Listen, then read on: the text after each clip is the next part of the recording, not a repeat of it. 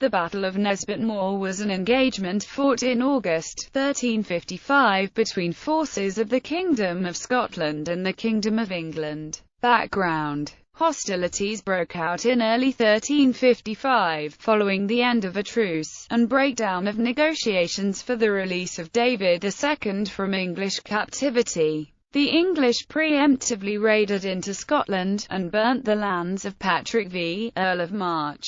Raid at Norham. The Earl in retaliation, with William, Lord of Douglas, with their contingents, supplemented by a force of 60 French knights, marched to the Merse in August. Douglas sent Sir William Ramsay of Dalhousie, and a force of men to despoliate and raid the country around Norham Castle, captained by Sir Thomas Grey. Douglas' ploy was to encourage Grey into an ambush.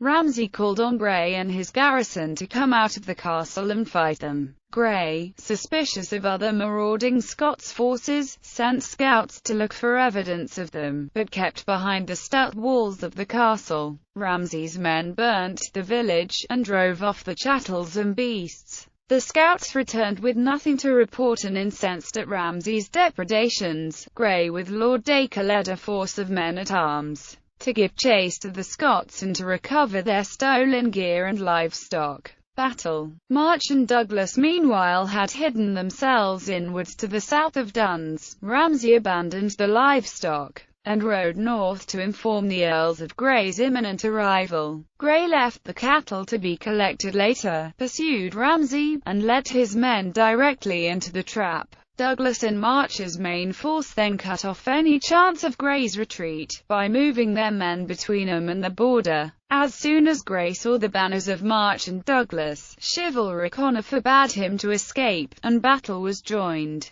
The Englishmen rushed the Scots, but soon the superior Scottish numbers began to tell. The Scots won the day and took many prisoners, including Dacre, Grey, and his newly knighted son Sir Thomas Grey, and losing very few of their own, excepting John Halliburton of Dirleton. Aftermath. The important English prisoners were taken away into captivity, whereas most of the common soldiery were bought by one of the French knights, and massacred in revenge for the death of his father by the English, giving rise to a local landmark known as Slaughter Hill. The garrison at Berwick, on hearing of the fight, marched on Norham, expecting it to be under siege. March, Douglas and Thomas Stewart, 2nd Earl of Angus, counterattacked and laid siege to Berwick. Unable to take the castle, March ordered a massacre of English civilians in the town and set it ablaze. The Scots retreated following news of a large army advancing under Edward III of England, who then proceeded into Scotland and laid waste to Lothian, in an episode that would be remembered as the Burnt Candlemas.